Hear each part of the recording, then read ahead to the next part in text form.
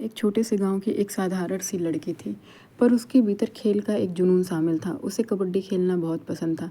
बचपन से ही जब लड़के कबड्डी खेलते तो वो उन्हें दूर से ही देखती रहती। पूजा के माँ बाप ने उसका हौसला बढ़ाया और कहा, अगर मन में ठान लो तो कोई भी मुश्किल आपको रोक नहीं सकती। लेकिन गांव के कुछ लोग इस जुनून को समझ नहीं पाए।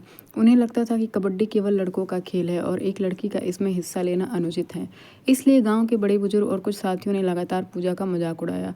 उसे ताने मारते रहे, अक्सर कहा, लड़कियां घर में रहे, खेल कूद का काम लड़कों का है। इन तानों के बावजूद पूजा ने कभी हार नहीं मानी।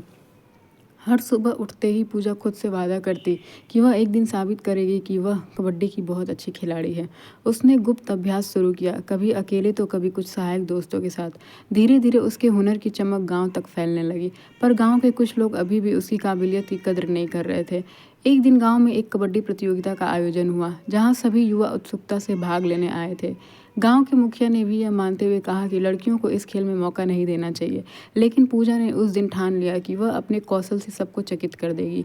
मैदान में उतरते ही उसने अपनी तेजी, चतुराई और अद्भुत फुर्ती का परिचय दिया।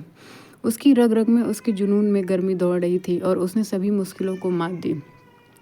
प्रतियोगिता के दौरान पूजा ने अपने विरोधियों को पीठ थपथपाते हुए, निर्णायक क्षण बताते हुए कई विरोधी टीमों को परास्त किया।